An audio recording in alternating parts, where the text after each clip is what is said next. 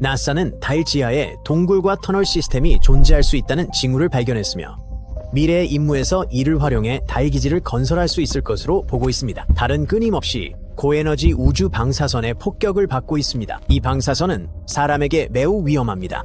DNA를 손상시켜 치명적인 질병을 유발할 수 있습니다. 게다가 달은 대기가 거의 없어서 보호막 없이 우주 암석들이 쉴 새 없이 표면에 충돌합니다. 달의 온도는 낮에는 화씨 250도에서 밤에는 화씨 영하 208도까지 극심한 더위와 추위를 오갑니다. 만약 우리가 지하 대피소를 발견한다면 그곳은 방사선을 차단하고 미세 운석으로부터 사람들을 보호하며 온도를 훨씬 더 안정적으로 유지할 수 있을 것입니다. 그리고 이런 일이 일어날 가능성도 있습니다. 과학자들은 달 표면에서 100개가 넘는 기이한 구덩이를 발견했는데 그중 16개는 지하의 신비로운 빈 공간, 즉 자연 동굴이나 터널로 이어질 가능성이 있습니다. 이 둥근 구멍들은 측면이 가팔라, 일반적인 크레이터와는 다르게 보입니다. 대부분의 크레이터는 햇빛을 반사하지만 이 구멍들은 강한 빛 아래에서도 어둡게 유지됩니다. 이는 지하로 연결된 가장자리나 깊은 균열, 입구까지 존재할 수 있다는 뜻입니다. 과학자들은 달 정찰 궤도선이 15년간 촬영한 이미지를 분석해 이 특이한 크레이터들을 발견했습니다. 궤도선의 카메라는 미세한 표면까지 포착해 처음엔 보기 힘든 숨겨진 형태들을 드러내줍니다. 가장 흥미로운 지역으로는 아폴로 11호 착륙지인 고요의 바다와 인게니 바다가 포함됩니다. 또한 이곳은 지하 구조물의 흔적을 보여주기도 합니다. 이 오래된 화산 지역에는 용암 동굴이 있을 수 있는데 이는 흐르는 용암이 단단한 외층을 형성할 때 만들어지는 자연적인 지하 터널입니다. 연구원들은 숨겨진 지하 동굴을 찾기 위해 간단하면서도 강력한 방법을 시험했습니다. 나사 과학자들을 포함한 연구팀은 미래의 우주 비행사들이 탐사할 수 있는 거친 지형과 유사한 애리조나와 캘리포니아 지역에서 테스트를 진행했습니다. 그들은 CT 스캔과 유사한 방식을 사용했습니다. 10파운드짜리 대형 망치로 지면에 금속판을 내리쳐 진동을 전달했죠. 이 파동은 토양을 통과해 지하 구조물에 반사되어 돌아옵니다. 과학자들은 이 원리를 이용해 지하에 무엇이 있는지 감지할 수 있습니다. 연구팀은 용암 터널이 존재한다고 알려진 지역에서 이 테스트를 반복했고 매번 동일한 결과를 확인했습니다. 이 방법은 단단한 암석 깊은 곳에 숨겨진 빈 공간이나 묻혀있는 동굴을 감지할 수 있습니다. 이는 언젠가 이 기술로 달 내부를 탐사할 수 있다는 것을 의미합니다. 나사는 달에 다시 갈 때가 한참 지났다고 합니다. 그런데 셀카 찍고 뛰어다니려는 게 아닙니다. 이번엔 거기서 사는 겁니다. 작은 우주기지에서 우주비행사들이 우리에게 손은 들고 식물에 물을 주는 거죠. 하지만 이걸 실현하려면 먼저 믿기 힘든 일을 해야 합니다. 우라늄을 실은 로봇을 보내 달에 원자로를 짓는 겁니다. 그것도 2030년이 끝나기 전에요. 이 꿈이 불과 몇 년 안에 현실이 될 수 있을까요?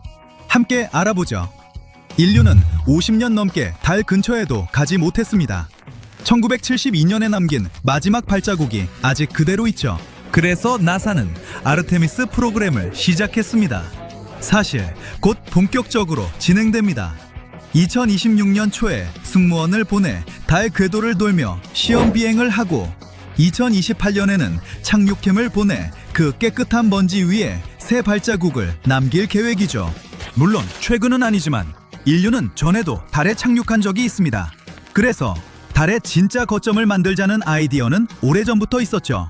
과학자들이 우주정거장에서처럼 평범하게 생활하고 일할 수 있는 제대로 된 기지를 원하는 겁니다. 일주일 궤도를 도는 것, 심지어 착륙하는 것과 달 표면에서 수년간 생존하는 건 완전히 다른 문제입니다. 그러려면 전력이 필요합니다. 그것도 엄청나게요. 달 기지에는 쉬지 않고 돌아가는 생명 유지 장치가 필요합니다. 공기 생성, 난방, 컴퓨터, 지구와의 통신, 표면을 파고드는 각종 장비와 지하수를 추출하는 시스템까지요. 전력이 끊기면 모든 게 끝입니다. 태양 전지판이 당연한 첫 번째 선택처럼 보일 겁니다. 달의 하루는 지구 시간으로 약 29일이니까요. 에너지를 모을 햇빛이 아주 많은 거죠. 하지만 달의 낮과 밤은 지구와 다릅니다. 14일간 해가 비추다가 14일간 칠흑 같은 어둠이 찾아옵니다. 밤이 되면 표면 온도가 영하 약 170도까지 떨어질 수 있습니다. 배터리는 이런 환경을 견디지 못합니다. 전자장비가 고장나고 사람은 얼음 조각상이 되죠. 엄청난 양의 배터리를 가져가서 따뜻하게 유지하며 2주 뒤 해가 뜰 때까지 방전되지 않게 기도해야 합니다. 태양광에만 의존하면 단 한 번의 긴 밤이 기지 전체의 종말이 될 수 있습니다. 그래서 태양광만으로는 부족하고 나사가 핵발전을 원하는 겁니다. 나사는 2030년쯤 달에 소형 원자로를 보낼 계획입니다. 해가 2주나 연달아 사라져도 안정적으로 전력을 생산하는 발전원을 확보하기 위해서죠. 하지만 심슨 가족에 나오는 거대한 원자력 발전소를 상상하지 마세요. 나사가 말하는 건 달 전용으로 설계된 소형 원자로입니다. 자동차보다 크지 않지만 기지를 유지하기엔 충분합니다. 첫 번째 버전의 출력은 40kW입니다. 지구에서라면 30가구짜리 동네를 끊김없이 돌릴 수 있는 전력이죠. 지구의 원자로에 비하면 아주 작습니다. 하지만 태양 전지판과 배터리만 쓰는 것보다 훨씬 안정적이죠. 밤이든 낮이든 상관없고 충전도 필요 없습니다. 소형 원자로가 밀봉되고 가동되면 최소 10년간 연속으로 작동하도록 설계됐습니다. 설치 한 번, 연료 장전 한 번이면 10년을 버틸 수 있습니다. 이 작은 원자로는 시작에 불과하죠. 달 위의 대저택을 얘기하는 게 아닙니다. 초기 기지는 아마 첨단 원룸 수준일 겁니다. 거주 공간, 연교실, 에어록 정도요. 하지만 시스템이 잘 작동하면 더 크고 강력한 기지를 기대할 수 있습니다. 그런데 달의 원자로를 어떻게 짓는 걸까요? 나사가 맨바닥에서 시작하는 건 아닙니다. 핵발전은 이미 수십 년간 우주에서 사용돼 왔습니다. 특히 햇빛에 의존할 수 없는 심우주 탐사에서요. 이 개념이 작동한다는 건 이미 증명됐죠. 나사는 우주 비행사들이 짐을 싸기도 전에 발전소를 먼저 보낼 계획입니다. 어려운 작업은 전부 지구에서 합니다. 원자로는 밀봉된 비활성 상태로 지구를 떠나죠. 조립이 필요 없습니다. 정확히 말하면 보내기 전에 여기서 다 조립하는 겁니다. 달 표면에 도착하면 로봇이 힘든 작업을 맡습니다. 원자로를 안전한 거리까지 운반하고 기지까지 케이블을 연결하죠. 집에서 멀리 발전기를 설치하는 것과 비슷합니다. 시끄럽고 뜨거운 기계 옆에서 자고 싶진 않잖아요. 거리를 두는 데는 또 다른 이유가 있습니다. 달 먼지는 해변 모래와 다릅니다. 날카롭고 끈적이는 분쇄된 암석으로 사포처럼 기계를 갈아먹죠. 로켓이 착륙하면 더 심해지는데 그 파편이 빠른 속도로 사방에 날리기 때문입니다. 원자로를 멀리 두면 보급선이 올 때마다 모래 폭격을 맞는 걸 막을 수 있습니다.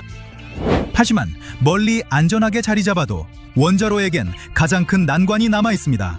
바로 열입니다. 원자로 노심은 엄청난 고온을 만들어 전기를 생성하지만 그 열을 어딘가로 보내야 합니다. 그렇지 않으면 시스템 전체가 녹아내리죠. 지구에서는 공기와 물이 여분의 열을 흡수하니 간단합니다. 달에는 둘 다 없기 때문에 거대한 방열판을 써야 할 겁니다. 이 금속 날개가 노심의 열을 끌어내 우주의 암흑 속으로 직접 방출합니다. 방열판이 빛을 내며 에너지가 어둠 속으로 흩어지고 원자로는 아무도 온도를 확인하지 않아도 수년간 안정적으로 가동됩니다. 이게 가능한 이유는 열이 이동하는데 공기가 필요 없기 때문입니다.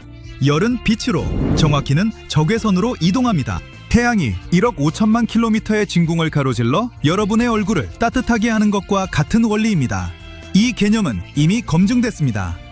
국제우주정거장의 냉각에 바로 이 기술이 쓰이고 있죠. 새로운 건 이걸 달에서 작동하게 만드는 것뿐입니다. 하지만 이 모든 건 단순히 달에서 살아남는 것만이 아닙니다. 기지를 짓는 건 깃발을 꽂거나 전방조원방을 얻으려는 게 아닙니다. 지구에서는 불가능한 과학 연구를 하기 위한 겁니다. 우선 지구는 비밀을 지키는데 정말 못합니다. 바람, 비, 이동하는 대륙 때문에 지구는 끊임없이 자기 역사를 지우고 있죠. 달은 다릅니다. 달 표면에는 수십억 년 전의 충돌 흔적과 방사선 손상이 그대로 보존돼 있습니다. 그리고 인체 연구가 있습니다. 달에서 사는 건 지구 중력의 약 6분의 1인 부분 중력을 경험하는 겁니다. 이건 국제우주정거장에서는 시험할 수 없습니다. 거기선 우주 비행사들이 무중력 상태로 떠다니니까요. 달 기지가 있으면 과학자들이 마침내 인체가 장기간 저중력에 어떻게 반응하는지 연구할 수 있습니다. 뼈, 근육, 균육 감각이 수년간의 약한 중력에 어떻게 반응하는지요. 화성에 사람을 보내기 전에 인간이 장기적으로 정상 기능을 유지할 수 있는지 알아야 합니다. 달은 또한 태양계에서 우리가 접근할 수 있는 가장 조용한 곳 중 하나입니다.